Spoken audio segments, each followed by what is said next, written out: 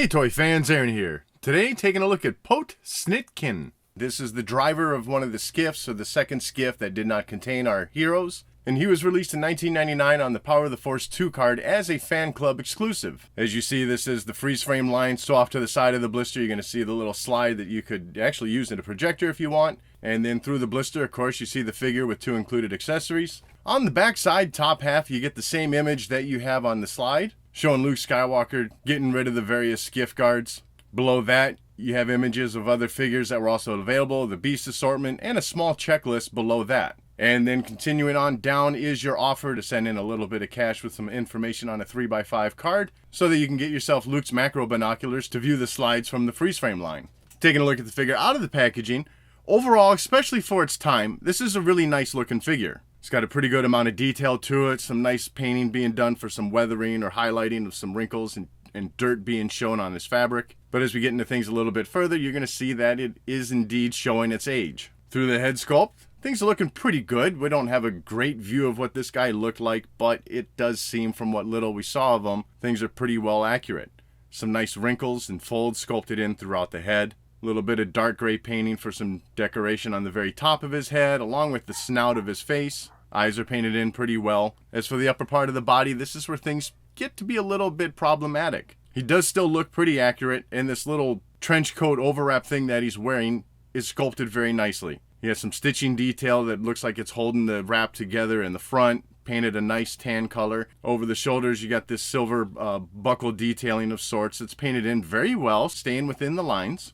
This whole overcoat piece, if you will, is removable. It just kind of bends out and comes off over the head. But because it's not sculpted as part of the figure, as I go through the articulation, you'll see that having this part on does limit most of the movement within the arms, even though it's only a swivel at the shoulders. Through the back of this little overcoat piece, you got some nice dirt spraying being done in there, and then wrapping around his waist is a nice tan belt with some pouches sculpted in, rather large pouches actually. That front one is painted a nice green, certainly separating it off of the trench coat.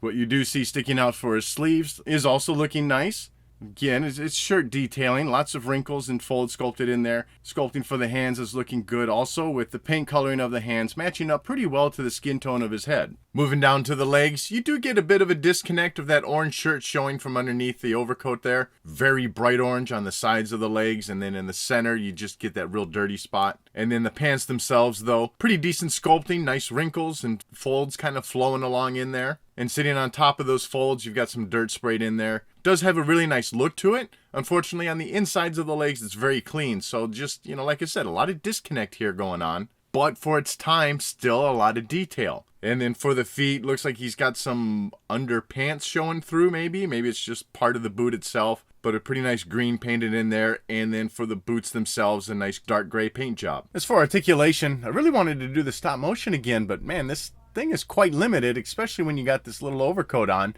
Nothing's happening in the head due to the way the sculpting is of that fabric around the neck. So you're not getting any movement there. With this overcoat on, you get some movement up and down of the arms. But as you can see, it starts to bunch up the tunic over the head, so it looks pretty weird. Otherwise, you could go all the way around. But as you see, movement is very limited in there. You do still get full swivel at the waist. And then both legs do pretty much come straight out. And they go back just a little bit. As far as accessories, he does come with 2 of them, that being a force pike and his blaster pistol, which I'd say is more of a rifle than a pistol. But nevertheless, taking a look at those, we'll start with that blaster. Nice sculpt to it. I don't think we saw him use either of the weapons that they're giving us with this figure, so I guess the looks really don't matter. But it is pretty cool looking with that bayonet off the front of the barrel. And aside from the black plastic, that's going to be your only touch of color, is that little silver running along the bottom of the blade. Fits well in his left hand. And then for that force pike, I don't know what they're really supposed to look like, but sure, I guess the sculpting is just fine to it. It is very top heavy, so as you can see, mine is warped over time from the way it was sitting in his hand. And his right hand is sculpted so that he can hold that weapon pretty well with his 3 fingers. It does get a little bit curved in there with that grip. And then for fun, here's a look at the slide. As you can see, it's a standard slide, projector slide. Slide it in, project it against the wall. Nothing special on the back side, just your Kenner legal information and stuff like that. Here's a closer look at the actual image, which is what you saw at the beginning of this video with it on the card back. So yeah, it's a slide. I don't know. Something fun, I guess, maybe. So overall for me, again, for its time, it certainly wasn't a bad figure. In fact, I'd say it was a pretty good figure when it was released. Certainly now it's showing its age, and it is definitely due for an update. I'd like to see better use of the articulation with that overcoat instead of being laid on top, simply just being part of the sculpt. Some of you may opt for soft goods in this case, but I'm not always a fan myself of the way soft goods generally lay on a figure. So I do hope someday that Hasbro does revisit this one, maybe with all the love that they're giving right now for the Return of the Jedi, the skiff figures. Maybe there's a chance for that to happen on this one. So that wraps up this review. Definitely let me know your thoughts on this figure in the comment section below. And as always, thank you for watching.